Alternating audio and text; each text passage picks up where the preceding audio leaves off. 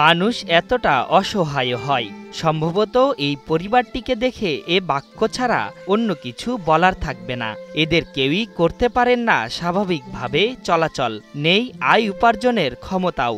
একই পরিবারের 4 সদস্য শারীরিকভাবে প্রতিবন্ধী। এই অবস্থায় তাদের অসহায়ত্ব যেন দেখার কেউ নেই। করছেন মানবেতর জীবনযাপন।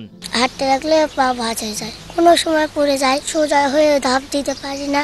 আমরা 4 জনই প্রতিবন্ধী পরিবার, আমরা 4 জনই মানবিত প্রতিবন্ধী জীবনযাপন করছি। অসহায় এই পরিবারের উপার্জনক্ষম ব্যক্তি বলতে ছিলেন একজন। শ্রবণ প্রতিবন্ধী বাবার আয়ে চলত তাদের পরিবার, কিন্তু তিনিও মাসখানেক আগে মারা গেছেন। এরপর থেকে চরম বিপাকে পড়েছে অসহায় দরিদ্র এই পরিবারটি। স্বামী কাজ কাম করতো, আমরা তো এই রকম হয়ে আছি। ওটাই গরু বাছুর দেখে কোনো মতন চলতো, এখন তো মারা গেল, এখন কিভাবে যে চলবে সেই জন্যই জানে। যিনি নিবারণ ছিলেন তিনি শ্রবণ প্রতিবন্ধী ছিলেন। শ্রবণ প্রতিবন্ধী থাকার পরেও তিনি কিন্তু একটু কাজকাম করতে পারতেন, সংসারের পরিচালনা করতেন, দিনমজুরের কাজ করতেন। এখন তিনি প্রায় মাসখানেক হলে মৃত্যুবরণ করেছেন। এখন পরিবারটা পুরোটাই অসহায় হয়ে গেছে। 65% পর্যন্ত বিদ্যুৎ বিল সাশ্রয় করে আপনাকে রাখে প্রশান্তিতে। ওয়ালটন ফ্যান হাওয়া বদলে দেয়। সাধন দাস, তার মা কৌশল্যা দাস, বড় বোন সবিতা দাস ও একমাত্র ভাগ্নি প্রথমা দাসের হাত পা বাঁকা। কেউ ঠিকমতো উঠতে, বসতে, চলাফেরা ও কাজও করতে পারেন না। ক্র্যাচে ভর করে চলাফেরা করলেও নেই কোনো কর্মসংস্থানের সুযোগ। আমার বাড়ির সবাই প্রতিবন্ধী, হলো এই কুড়ো ঘরে আছে, এই বাড়ির ভিতরে আর কোনো কাজকর্ম নাই বা ইয়া নাই, জমি জমা নাই। নওগাঁর নিয়ামতপুরের হাজিনগর ইউনিয়নের প্রত্যন্ত এলাকা মোহাম্মদপুর গ্রামে এই পরিবারের বসবাস। বাবাকে হারিয়ে যখন চোখে মুখে আধার দেখছিলেন তারা, তখন পরিবারের ঢাল হয়ে দাঁড়িয়েছে সাধন দাসের ভগ্নিপতি। তার আয়ে কোনোমতো খেয়ে পড়ে বেঁচে থাকলেও আর্থিক অসচ্ছলতায় চিকিৎসা করানোর সামর্থ্য নেই। আমি বাইরে কাজকাম করি, সবসময় তো কাজকাম থাকে না, যখন পাই তখন করি।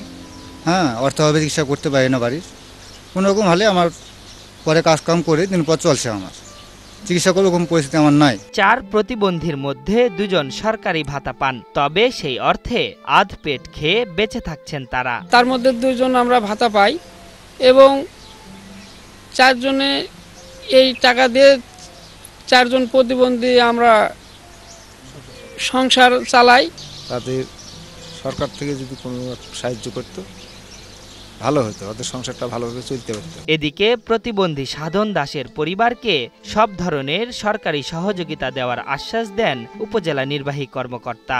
একই পরিবারের 4 জন সদস্য বিশেষ চাহিদা সম্পন্ন হয়, এটা আসলে খুবই বেদনাদায়ক একটা বিষয়। এই পরিবারের 2 জন সদস্য প্রতিবন্ধী হিসেবে, সুবর্ণ নাগরিক হিসেবে ওনারা সরকারি সুবিধা পেয়ে থাকেন এবং বাকি যারা সদস্য রয়েছেন তাদের সব কিছু পরীক্ষা নিরীক্ষা করে তাদেরকেও সরকারি যে সকল সুযোগ সুবিধা রয়েছে উপজেলা প্রশাসনের পক্ষ থেকে যা কিছু করণীয় রয়েছে আমরা এই পরিবারের পাশে দাঁড়াবো। দিনমজুর ভগ্নিপতির আয়ে চলছে অভাব অনটনের সংসার, সেই আয়ে নুন আনতে পান্তা ফুরোয়।